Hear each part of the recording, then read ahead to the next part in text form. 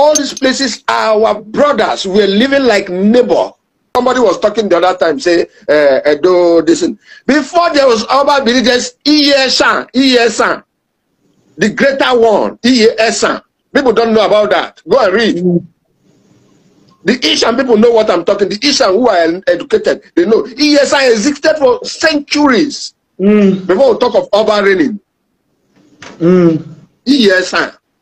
Let them come out and ask me questions. I will give them a proper answer, verifiable. And don't believe me. Make research of anything I say. Make research. Your point now is that Edo is not actually the owner of Ikaland. No. Can never. Now, you know, there is this. I've read it.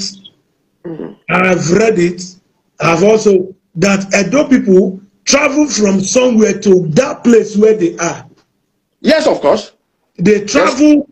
Yes. When they came, that is where they get that Edo name. People say, Waido. If you go to Isoko, you speak Isoko, you speak Urobo, you see Waido. If their language is speaking about your indigenous position, then you must know that they name you. Okay, it is when they now came that they call them Wedo. Yeah, this Edo people. Yeah, this is where you start hearing Edo. There wasn't anything like Edo there. We have Akoko Edo as a tribe. That's all. Yes. That's all. That's all. Nothing like that. Every other thing. If Edo man says it, tell him what language were they speaking. Where do they write it? In Oba Bini Palace there, they have Oloku. Onoku River is from Undukwa. Ukwane. Amai. Okay. The deities belong to us. Why is it there? If not Ukwane on the land. Then, did you actually read an information about the conquering move by the so-called Edos towards their neighboring communities during that time of while they were doing business with the Portuguese? Have you come across something of that nature? Yes, I will say it in a different perspective, because you see, when the Portuguese penetrated us, they found a means of making business. That they didn't come to Benin. Where is it? There was no road to Benin. They came to Abo. Okay. Abo. It's by the river. That river Niger was only the road. Okay. Yes, they came to Abo. So they couldn't. My people, they couldn't give him a chance. The biggest war is in that my place. You see, Isoko man, Urugu man, and the Chekiri. If you join these three languages with Ishan, you get Edo.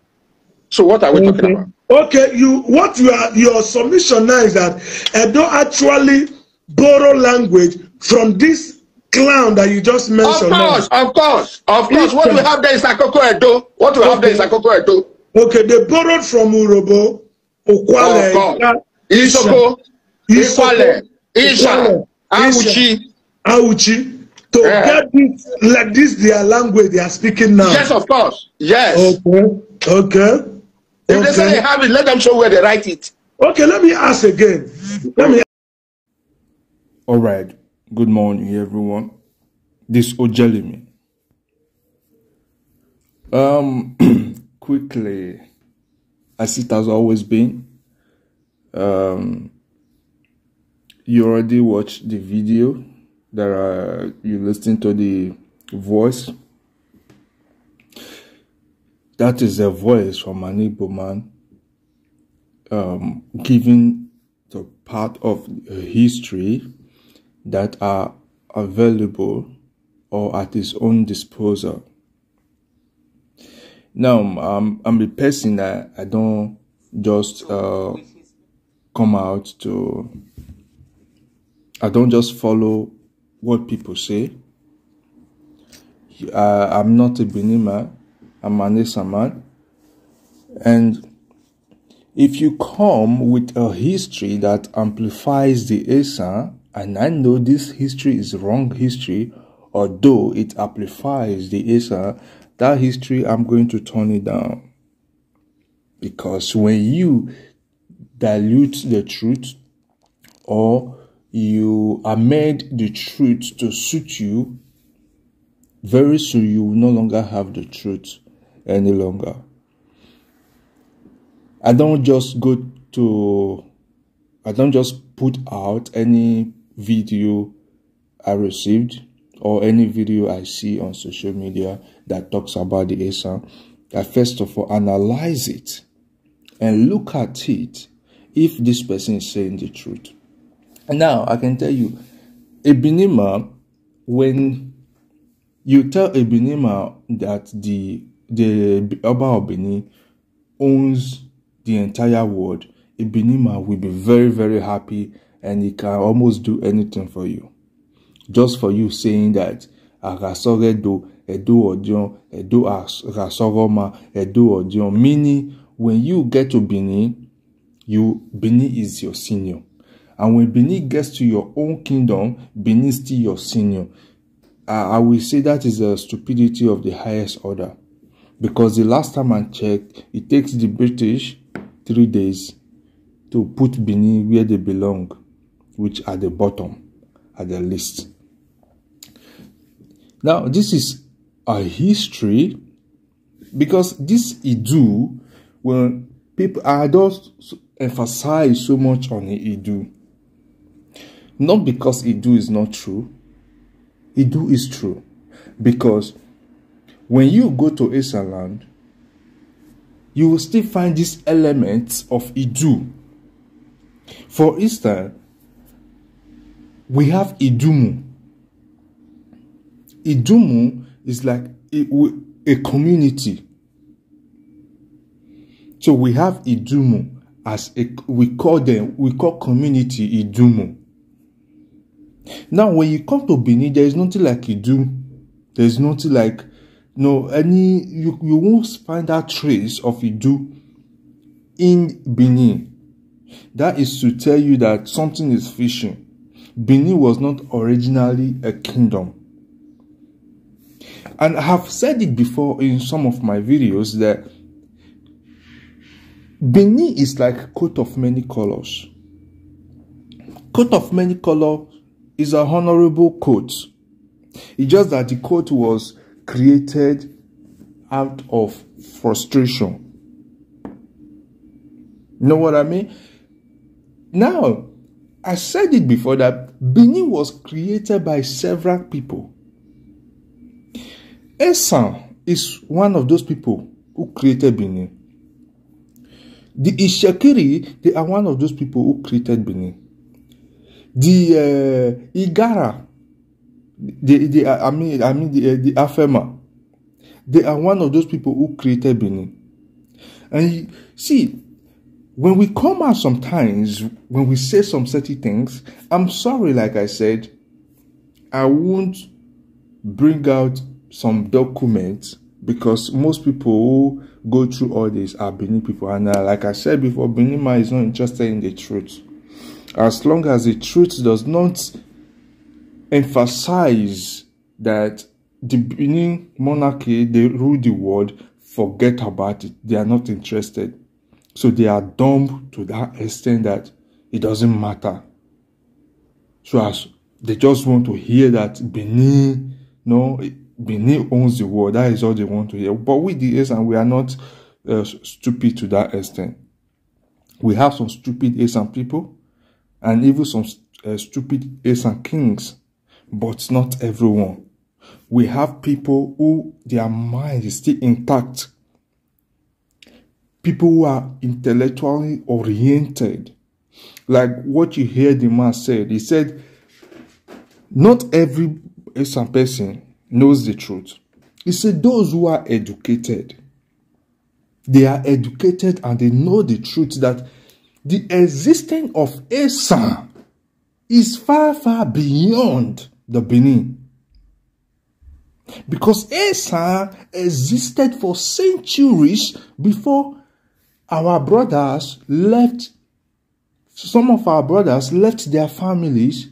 Probably could even be a brother, the wife, who left, and just a few people around who left they met with other people who also left the same way to go to a land like a desert, a land which nobody was living in, and they made their tents and they started living in that land. Now, like the problem we are facing in Nigeria now, you have diverse personality, culture, tradition, group of people trying to come together, to live together, which is very, very difficult. And we are experiencing this in Nigeria. And that was the same thing that happened that brought the hand of the Ile-Ife prince to the land. Today, that destroyed what these people created in that part of the land. Now, because we all are like we are neighbors, people tend to change history that they don't even have knowledge of. History is just a book. You can write your own history and impose it on people. As long as they keep reciting it for years, definitely children who had no knowledge of the truth will be born. And once they are born, whatever they came to meet on ground, they learn it. As soon as they learn it, I tell you, new generations are more worse than previous generation. So this is how all this nonsense continue. And we, the Esan, we feel reluctant always, regardless what happened. And this has cost us a lot, that our identity is now being attacked. And we still keep quiet. And then you have some Esan people, I won't blame them. I won't blame them because they are all speaking based on what they are exposed to. Some will even come to my platform and write, I'm lying, I don't know what I'm saying, I'm from Igbo, I'm from this. I am. They call us the Okajesan of Esan land. But I'm not moved with all this nonsense. Because even we, the Iruwa, being the Okajesan of Esan land, people talk about how the controversial move, how everything. I'm not interested in all those things. The only thing I'm interested in, seeing that there is school in Esan land. There are companies living in Esan land. There are good roads in Esan land. That is what I'm interested in. And you can be so blind not to see the fact that the reason why Esan remained the way it is political, and it's also this tribal bigot system being run in Edo State, where you see that the Oba of Benin felt that he is greater than every other human being. He knows how to manipulate people to bring them under himself, and then causing those people not to do the right thing.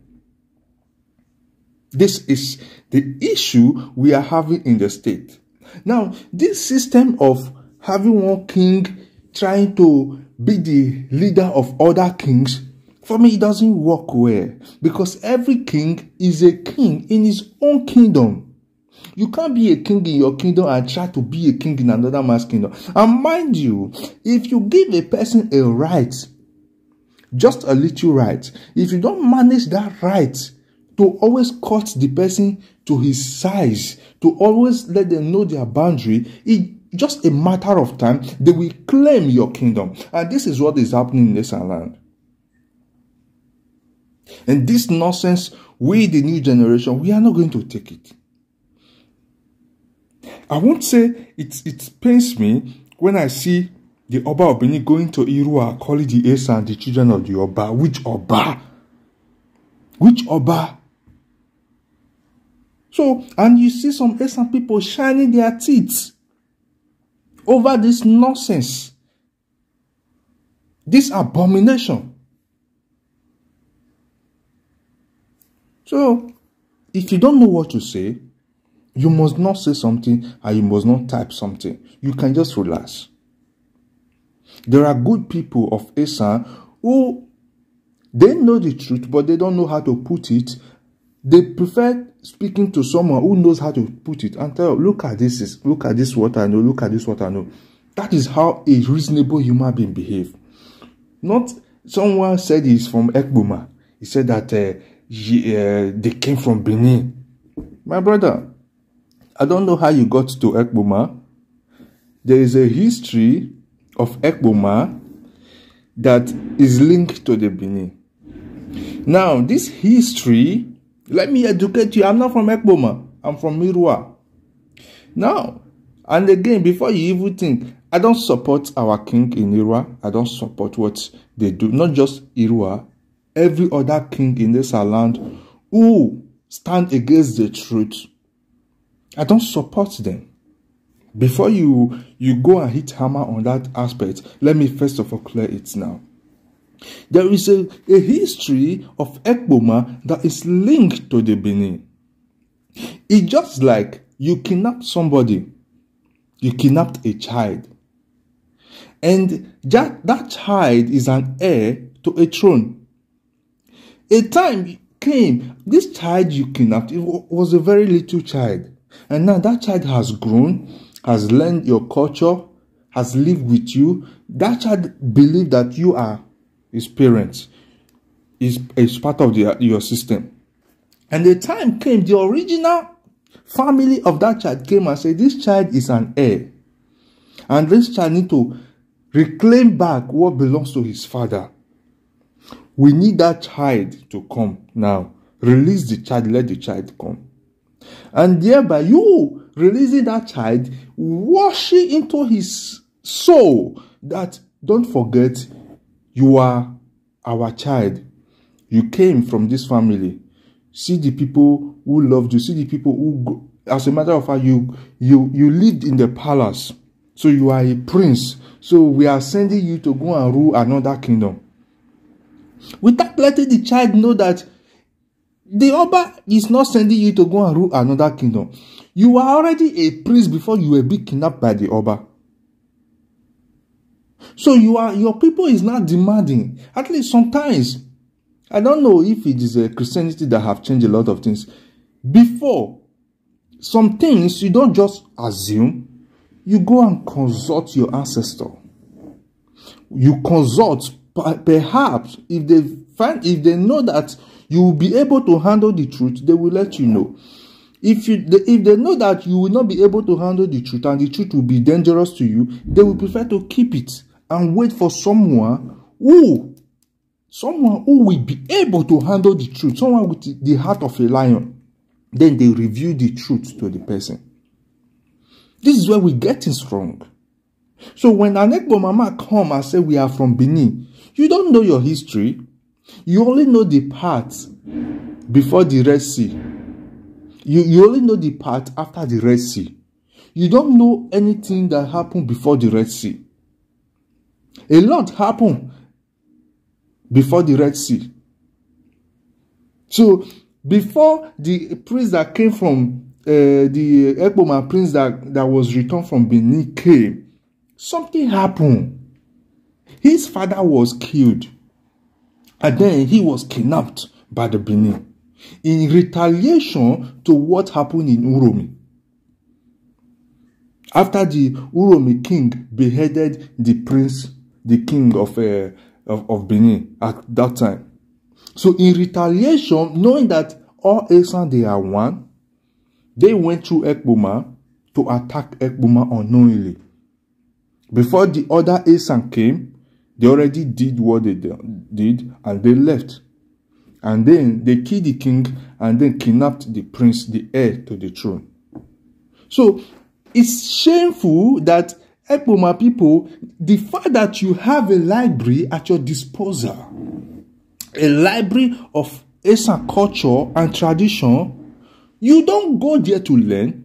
You are just too tired to learn. So what you do, you just keep recycling these lies that have been cloned into your brain for many years. Even your fathers follow the lies.